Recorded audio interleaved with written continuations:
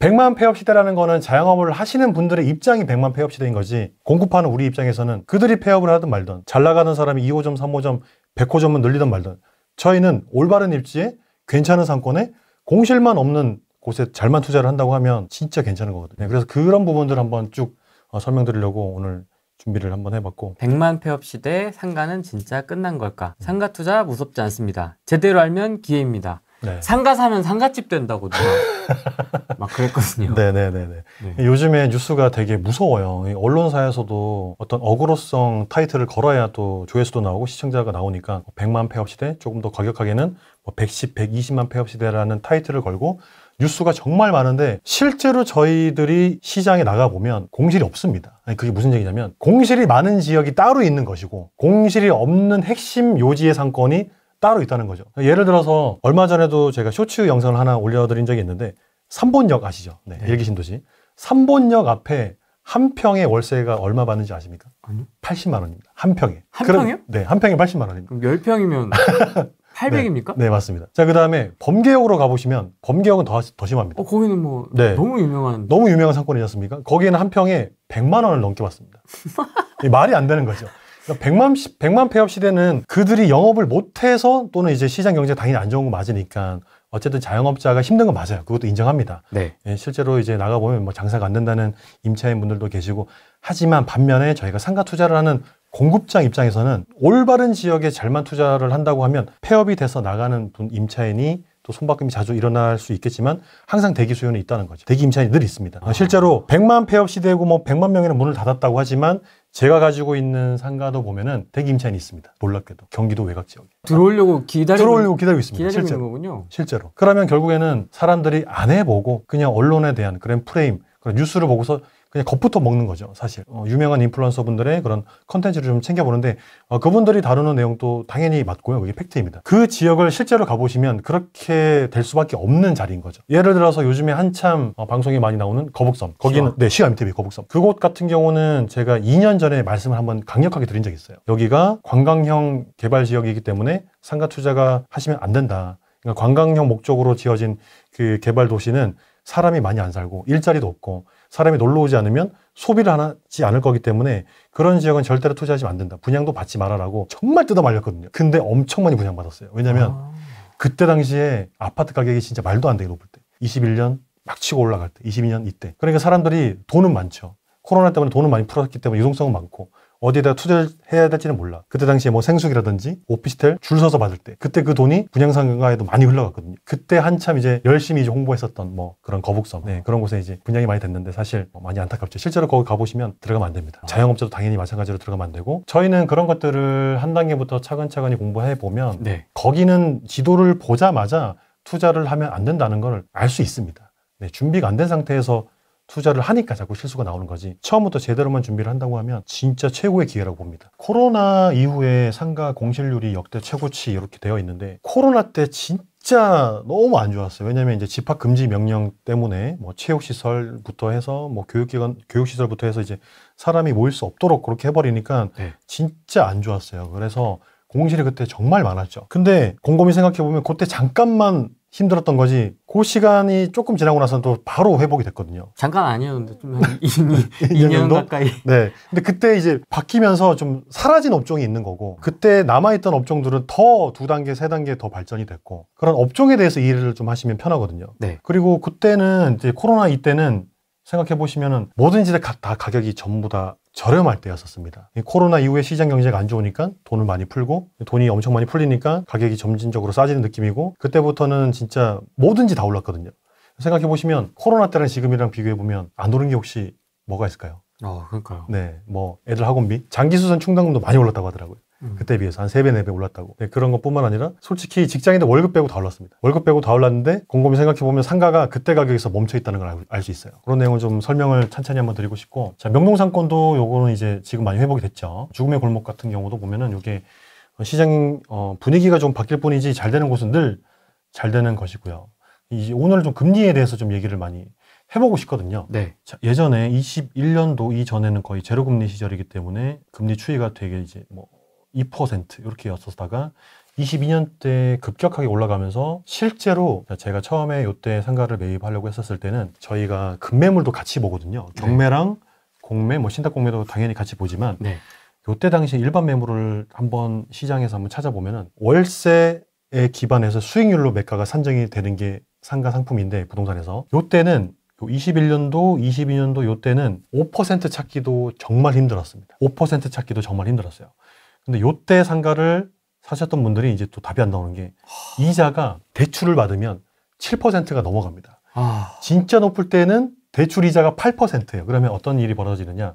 상가를 샀는데 이자 떼고 남는 현금 흐름이 없어요. 이 부동산 상품 중에 현금 흐름도 갖출 수 있고 매도 차익도 가질 수 있는 게 유일하게 저는 상가라고 보고 있거든요. 근데 이때 당시에는 답이 없었습니다. 근데 그때는 아마 돈을 갖다 바쳐야 됐을 겁니다. 예, 오히려 또 역다박이라고 하죠. 은행에다가 이제 좀 더 역으로 뱉어내야 되는 그런 상황이었었는데 요때 가격이 잘 찾아보면 지금 금리가 많이 떨어졌거든요. 네. 실제로 지금 저희 수강생분들과 저가 이제 은행에 대출을 받아보면 개인으로 하면은 조금 더 잘 나와요. 한 3% 후반 정도. 그 다음에 이제 법인으로 매수를 하게 되면은 4% 초반에서 한 중반까지 금리가 나오거든요. 근데 가격이 반영이 안 됐다라는 걸 말씀드리고 싶어요. 왜냐면 지금 시중에 급매물을 찾아보면 8%짜리 절대 수익률 8%짜리 물건이 나오거든요. 무슨 얘기냐? 22년도 금리가 한참 낮을 때 가격이 너무 비쌌고요. 급매물 살 수조차도 없었고, 그리고 5%짜리 수익률 나오는 물건을 찾기 너무 힘들었고, 근데 지금은 8%짜리 물건도 나온다. 그런 상황입니다. 그래서 지금 25년도에는 진짜 상가 투자하기가 좋고요. 이 가격이 반영이 안 됐다고 할 수 있어요. 자, 코로나 이후에 이제 많은 분들이 질문을 엄청 주시고 되게 생각을 하시는 게 온라인 소비 시장으로 많이 바뀌면서 쿠팡, 네, 쓱배송, 그렇죠. 그러면서 오프라인 시장 다 망했다. 이런 얘기를 엄청 많이 하시거든요. 실제로 그것 때문에라도 상가 투자를 꺼려 하시는 분들이 되게 많습니다. 그러니까 잘 이해하셔야 되는 게 후레이님 병원 가시죠. 네, 오프라인 매장이 꼭 필요한 것도 있거든요. 애들 학원도 보내야 되고, 애들 학원도 가고, 헬스장 가셔야 되고. 저 오늘 후레인 TV 나온다고 어저께 미용실 갔다 왔거든요. 미용실 가야죠. 미용실 오프라인으로밖에 안 돼요. 그런 것들을 찬찬히 한번 설명을 드릴 테니까 이것 때문에라도 오프라인이 더 괜찮다는 게 이제 알 수 있는 게 온라인 소비를 하는 것들하고 오프라인하고 소비를 하는 게 이제 완전히 달라진 상태가 있습니다. 이제 예를 들어서 몇 가지만 좀 가지고 와봤는데 일단은 외식 업종, 식음료 업종이 좀 대표적이죠. 지금 식사 밖에서 나가서 하고 오셨죠. 네. 지금 여기가 일자리가 되게 풍부한 지역이지 않습니까? 저도 오면서 봤는데 사람들이 커피 사다 손에 들고 다니고 식사하러 왔다 갔다 많이 하시더라고요. 네. 그런 식당 업종들도 괜찮은 지역에는 계속 있고요. 그다음에 카페라든지 커피숍은 계속 더 늘어나고 있죠. 그다음에 주점 같은 경우도 이제 많이 있고. 네, 주점은 있어야 돼요. 네, 무조건 있어야 되고.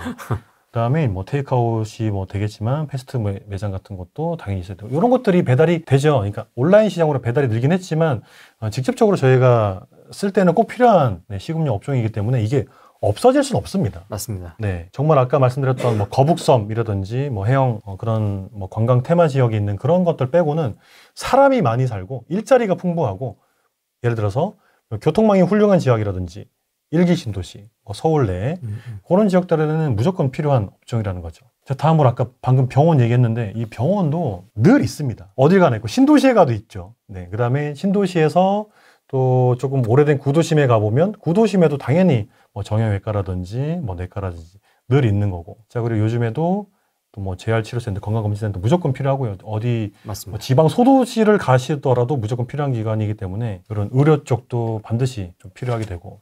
그 다음에 이제 또 젊은 친구들이 좋아하고, 그 다음에 건강 때문에 레저 스포츠, 이런 것들도 이제 헬스 아까 말씀하셨던 필라테스도 뭐 다양한 형태가 있죠. 1대1도 있고요. 또 대형으로 하는 또 필라테스가 있고, 맞습니다. 요거도 마찬가지. PT 전문센터도 계속 늘어나고 있고. 1대1 PT. 네, 맞습니다. 그리고 뭐 골프 연습장이라든지, 그리고 요즘에 클라이밍, 뭐 암벽 등반 이런 게 보면은 뭐 극장 망했을 때 이런 걸로 또 좀 대체해서 또 많이 또 하고 있고, 수영장도 마찬가지고요.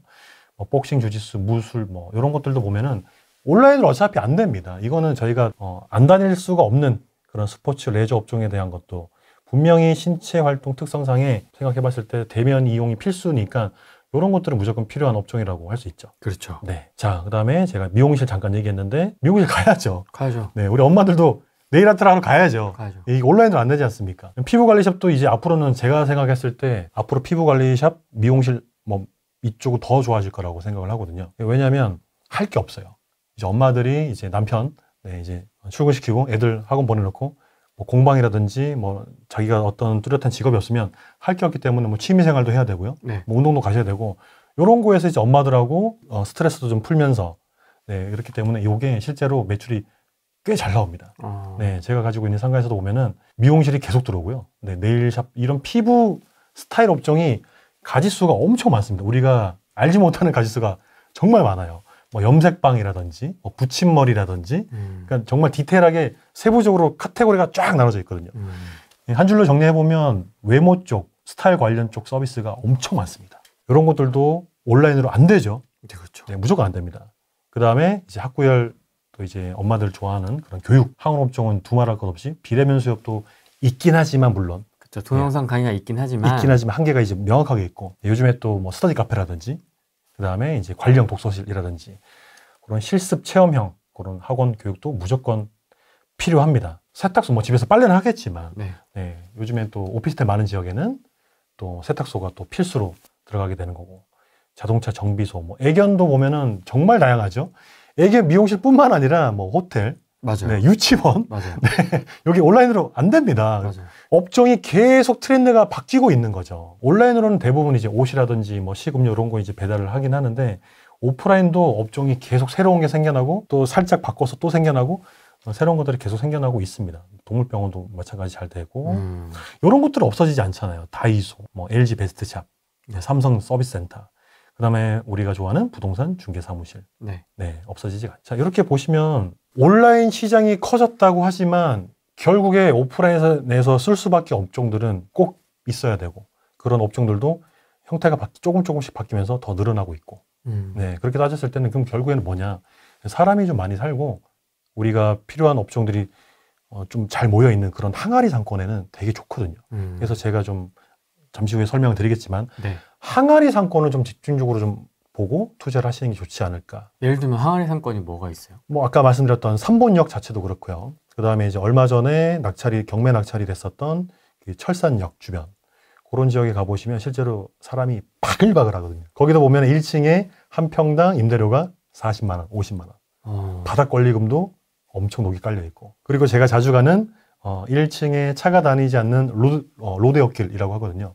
로데오길에는 지금 날씨가 좋기 때문에 야장을 쭉 깔아놓고 이제 외식도 하고 많이 하지 않습니까? 그런데 가보면 바닥 권리금이 현재 기준으로 상가 한 칸당 1억씩 깔려 있습니다. 100만 폐업 시대랑 저희 공급자 입장에서는 구분을 명확하게 해야 될 필요성이 있다는 거죠. 그런 항아리 상권이 되게 좋아요. 자, 이런 식으로 사람 중심의 체험 업종까지도 자, 마찬가지로 이제 온라인으로 대체가 불가능한 필수 오프라인 업종이 있다는 거고요. 한 줄로 정리해보면 저희가 몸으로 체험하거나 몸으로 겪는 서비스는 결국에는 오프라인이 답인 것이기 때문에 그 생각을 오늘 이 시점을 기준으로 해서 조금 명확하게 분리를 하셨으면 좋겠습니다. 너무 답답해요. 온라인 시장이 커져서 상가는 다 망했다? 지금 보여드린 사례처럼 아니잖아요. 필요한 업종이 꼭 있거든요. 네, 그렇게 좀 명확하게 분리를 해서 네. 생각을 하시면 좋지 않을까. 한참 금리 높고 돈 엄청 풀렸을 때 그때도 정말 이제 상가 투자하기가 쉽지 않았는데 근데 지금은 힘든 시기를 겪고 나서 지금 회복기가 지금 오고 있거든요. 그러니까 금리는 지금 발표를 했지 않습니까? 앞으로도 한 2번 정도는 더 떨어질 걸로 이제 예상이 되는데 지금 한번 이제 금리가 동결됐고 그러니까 올라갈 것 같지는 않고요. 시장이 너무 안 좋으니까 한 차례나 올해까지는 한 차례에서 한 2차례 정도 떨어질 것 같은데 그게 지금 상가 가격에 반영이 안 됐어요. 실제로 지금 경매 낙찰가도 많이 떨어졌고요. 그리고 일반 매물도 힘드신 분들이 되게 많습니다. 그러니까 한참 상승장 때 좀 공격적으로 투자했었던 물건들, 이자가 감당이 안 되거나 또 내가 벌려놓은 일들이 많아서 또 재산 정리를 해야 되는 분들도 되게 많고, 그 다음에 이제 또 다른 물건 때문에 얘를 또 어쩔 수 없이 정리해야 되는 그런 물건도 많고, 실제로 저랑 같이 수업을 하고 시장에 가보면 손님이 저희밖에 없는 것 같아요. 저희밖에 없는 것 같습니다. 네, 그래서 실제로 일반 매물도 정말 디스카운트라고 하죠. 많이 깎아서 사고 있거든요. 네, 뭐 한 일반 매물인데도 1억씩, 2억씩 이렇게 깎아서. 네, 말도 안 되는 지금. 진짜 말도 안 되는 시장입니다. 좀 많은 분들이 하셨으면 좋겠어요. 저희가 언제까지 일만 할 수 없고. 제가 처음에 설명드렸던 언제까지 일을 할 수 있겠어요. 그렇죠? 은퇴 시기가 계속 앞당겨지고 있잖아요. 50대 중반, 60대까지 가지가 않는데 그런 분들은 은퇴를 하고서 결국 할 수 있는 게 뭐죠? 어떤 걸 할 수 있을까요? 내가 평생 동안 배웠었던 일은 뭐 회계 업무라고 하면은 뭐 회계 일밖에 없고. 파리바게뜨. 그렇죠. 그럼 프랜차이즈밖에 할 게 없잖아요. 그럼 지금 100만 폐업 시대에 같이 껴들어가서 같이 폐업을 하실 건가요? 근데 평생 동안 한평생 30년, 뭐 25년 이렇게 한 곳에서 몸담고 준비를 했고 이제 퇴직을 해야 돼. 정년퇴직을 해야 되는데 할 수 있는 게 없고 기술은 없고 그러면 가장 접근성이 편리한 프랜차이즈 창업인데 그러면 이제 퇴직연금이랑 뭐 이것저것 모아놓았던 돈들 뭐 적게는 한 2억 그렇죠? 많게는 3억 이상 투자해서 뭐 스크린 골프를 차리게 되고 뭐 그렇게 하실 텐데 답이 없는 거죠 사실. 그쵸. 너무 안타깝습니다. 그렇죠. 네, 준비가 하나도 안 된 상태에서 프랜차이즈들이 어떤 기업인데요? 본인의 이득을 취하기 위한 그런 가맹점주들을 어떻게 보면 그렇죠? 서로 이용을 해야 되겠지만 아무 준비 안 된 상태에서 진짜 말도 안 되게 준비가 하나도 안 됐는데 3억씩 4억씩 넣어가지고 지금 100만 폐업 시대에 같이 나 죽자 너 죽자 이렇게 뛰어들면 이게 답이 보이나 생각을 해보면 그렇죠. 진짜 말리고 싶습니다. 솔직히 개인적으로 너무 말리고 싶고. 뭐 요새 일련의 사건들만 봐도 네. 백종원 네. 이야기만 봐도 뭐 이건 뭐 혼자만 살아남지 다 죽어나가는 구조. 결과만 보면 다들 똑같잖아요. 네. 근데 그분들도 뭐 바보여서 백종원 프랜차이즈를 했을까요? 아니잖아요. 할 수 있는 게 없고 내가 모르는 거 천지투성이고 그렇다고 해서 누가 나를 책임져 줄 것도 아니고 결국에는 아, 저 사람을 보고서 나도 그러면 좀 우량 프랜차이즈로 해서 노후 준비를 한번 해야 되겠다. 근데 잘 생각해 보시면 프랜차이즈를 하더라도 거기에 내가 일을 안 하나요? 갈아 넣어야 되지 않습니까? 갈아 넣어야죠. 갈아 넣어야 되잖아요. 나이는 계속 들어가는데 갈아 넣는다고 해서 그게 잘 된다는 보장도 없고 그냥 프랜차이즈에서 발표하는 내용만 고지고대로 믿을 수밖에 없고 결국에는 내가 그 시장에서 같이 100만 폐업 시대 사장님들과 똑같이 아프니까 사장이다. 안 좋은 상황에서 같이 경쟁해서 한다는 게 말이 안 돼요. 그럴 바에는 지금부터라도 지금 아직은 너무 아름다운 2025년에 좀 제대로 준비를 하셔갖고 상가 투자를 1년에 단 하나씩만 하더라도 하나씩만. 네, 지금 지표를 보여드리는 것처럼 너무 좋아요, 시기가. 요거 때문에 지금 투자를 해야 된다는 말씀드리는 건데 자, 지금 보증금을 빼고 한번 설명드려 볼게요. 네. 월세가 100만 원짜리 받을 수 있는 상가를 부동산 상품 중에 유일하게 수익률 기반해서 매가가 산정되는 거는 상가입니다.